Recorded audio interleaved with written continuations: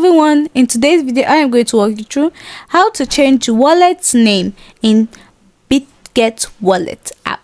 Now, changing the wallet name within the Bitget wallet app is usually a straightforward process to help you organize your wallets.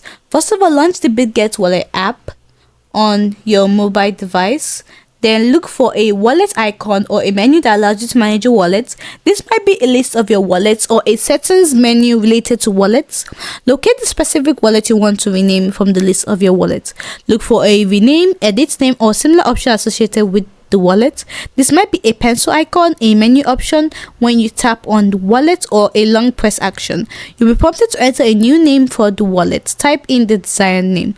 Tap save, confirm, or a similar button to save the new wallet's name. Here are some important things to consider. Ensure your Bitget wallet app is up to date to the latest version, as wallet renaming features may be added or improved in newer versions. Renaming wallets is a helpful way to keep track of different wallets, especially if you have multiple wallets for different purposes. But notice, changes in the wallet name only affect the display within the Bitget wallet app. It does not change anything on the blockchain itself. If you have any issues, contact the Bitget wallet support team. Hope you found this video helpful. If you did, don't forget to like, subscribe, and comment down below.